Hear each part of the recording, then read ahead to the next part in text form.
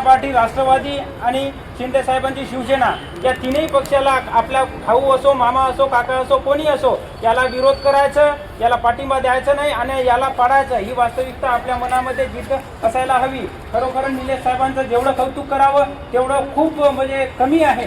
निलेश साहेब sir आपल्या संघटनेचे महाराष्ट्र राज्य अध्यक्ष आहे. फक्त नावाला अध्यक्ष नाही तर त्यांच्या कर्तृत्वातून ते अध्यक्ष आहे आणि त्यांचं काम, त्यांच्या जिज्ञासा खरोखरच त्या दिवशी सरांच्या डोळ्यामधून अश्रू निघाले. आपण सगळेजण त्यांचे अश्रू बघून, त्यांच्या व्यथा बघून आपण अंगावर शारे आले आणि खरोखरच ते रक्ताचं पाणी करतात आणि प्रत्येक प्रशिक्षणार्थ्यांसाठी त्या जिद्दीने आणि ताकदीने लढत असतात आणि खरोखरच आपण सुद्धा सगळ्यांच्या वतीने मी सरांचं या ठिकाणी धन्यवाद व्यक्त करतो आणि पुढचं मी भार निलेश कोसाळे सरांकडे सोपवतो. धन्यवाद. दादा थोडा आवाज वाढवून दादा. आवाज कमी करायला काय सांगितलं आपण की आपल्याला 5 वाजेपर्यंत साऊंड सिस्टम वापरायची परमिशन आहे. नाहीतर हे जवळजवळ सगळे हे अधिकाऱ्यांचे म्हणले आहेत लगेच कंप्लेंट टाकतात आणि पोलीस निरीक्षक इकडे बघायला येतात. म्हणून मी सांगितलं की आवाज कमी करा. येतोय आवाज माझ्या अपेक्षित एवढा. निलेश कोसाळे साहेब बोलले, महाराष्ट्राचे अध्यक्ष बोलले असा काही विषय नाही, मी पण प्रशिक्षणार्थीच आहे. मी सगळ्यांना पहिल्या दिवसाच्या भाषणामध्ये सांगितलं, बोलताना सगळ्यांना संबोधित जेव्हा करत होतो तेव्हा सांगितलं की स्वतःचा अभ्यास असले की सगळे साहेब झाले.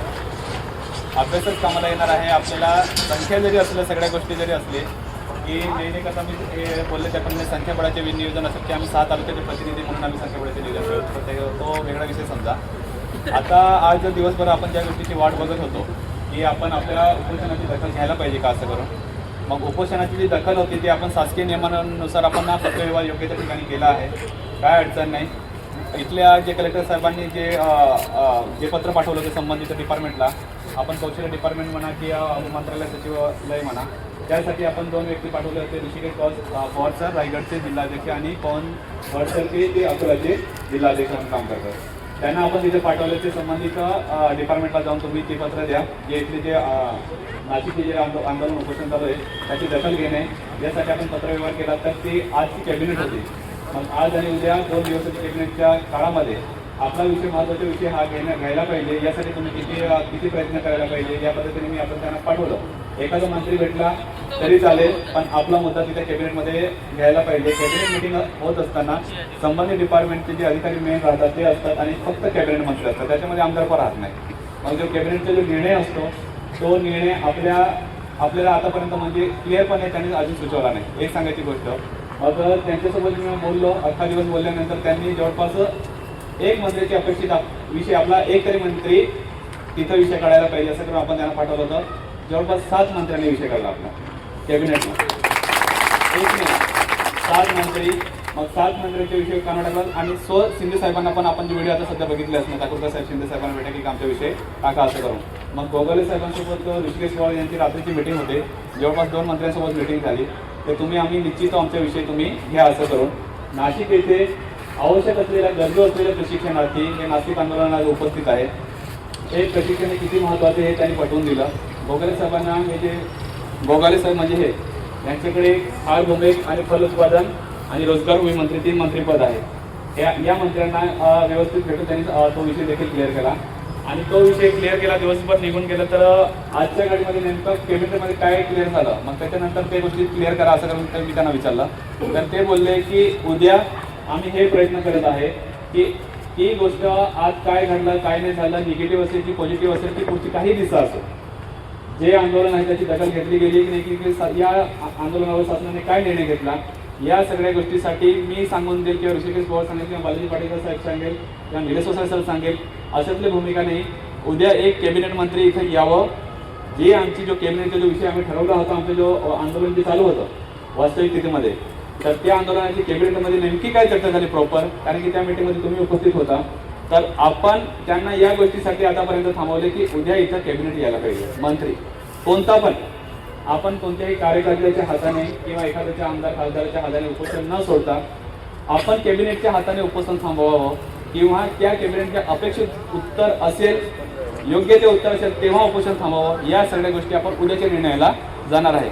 पण मी त्यांना सांगितलं की जर कसंही करून तुम्ही हे नियोजन करा की एक तरी कॅबिनेट मंत्री, ज्या आपण 7 कॅबिनेट मंत्र्यांच्या कानावर जो विषय टाकला होता तो कॅबिनेट मंत्री इथं आला पाहिजे. जसं सांगलीला उद्याची सामंत आले होते, बरोबर, तसाच विषय इथं एक कॅबिनेट येणार आणि कॅबिनेटमध्ये काय झालं, तो काय निर्णय घेणार कॅबिनेट किंवा पुढच्या शासन काय निर्णय घेऊन घेणार प्रशिक्षणासाठी, यासाठी आपण कॅबिनेटची इथं अपेक्षा करत आहोत.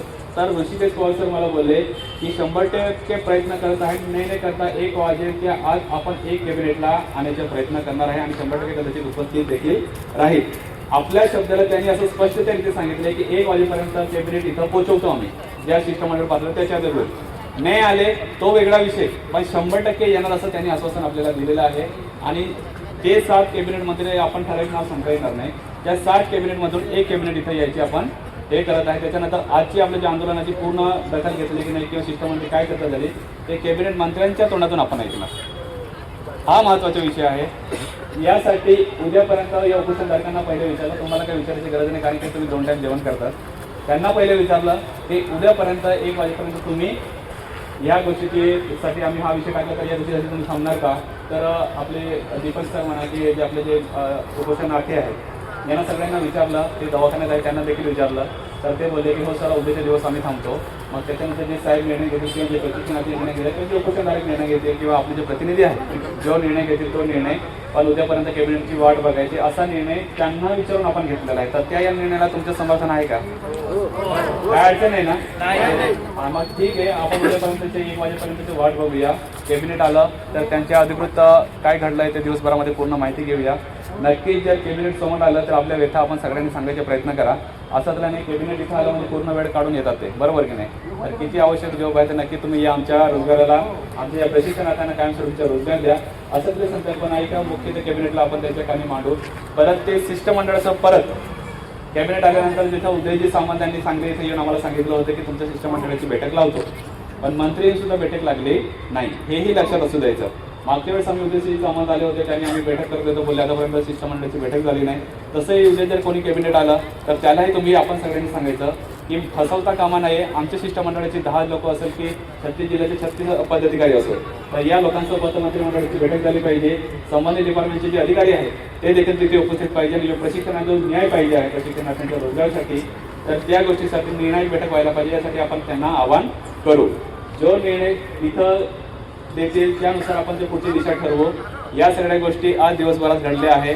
नाही करता आपण योग्य तो पाठपुरावा केला आहे, कोणालाही फसवता कामा नाही. जे इथलं पत्र गेले आहे ते संबंधित डिपार्टमेंटला पण पाठवले. जे पत्र गेले त्याच्या पत्राच्या अधिकृत आपण त्या जे लोक पाठवले होते त्यांनी संबंधित मंत्र्यांना सुद्धा बैठक केलेली आहे आणि ज्या मंत्र्यांना भेटले होते त्या मंत्र्यांनी सुद्धा कॅबिनेटला तो विषय चर्चेमध्ये आणला आहे. म्हणजे उपोषण वाया गेलेलं नाही. याच्या अर्थ म्हणजे शासकीय नियमानुसार जे योग्य त्या पद्धती आपण पाठपुरावा करायला पाहिजे तो योग्य त्या पद्धतीने आपण पाठपुरावा केला आहे.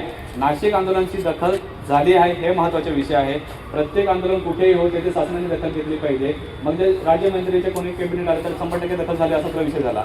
तो कॅबिनेटला विषय चर्चेमध्ये झाला मग 100% विषय झाला की तर दखल घेतली. मग निर्णायक पाऊल कोणतं नाही शासनाचं किंवा कॅबिनेटमध्ये जो डिस्कस झाला असेल तो विषय आपण उद्या आपण कॅबिनेट मंत्र्यांच्या तोंडातूनच आपण ऐकू जो निर्णय राहतील. तर मी सगळ्यांना हे आवाहन करत आहे, आजच्या दिवस थंडीची लागत असेल तर थंडी सहन करून द्या. उद्यापर्यंत आपण 1 वाजेपर्यंत सगळ्यांनी वाट बघू आणि 1 वाजेपर्यंत वाट बघून आले नाही येतील किंवा उद्याच्या सगळ्या गोष्टी आपण 100% याची शक्यता आहे, काही अडचण नाही. पण उद्या येतील आणि त्यांनी योग्य ते उत्तर नाही दिलं की आंदोलन अजून थांबवायचे की कंटिन्यू करायचे की थांबवायचे अजून आपल्या हातामध्ये आहे. असं ते भूमिका नाही. जे आपले जे निर्णय घेतील यांच्याविषयी मध्ये जायचं. त्यातली काय अडचण नाही.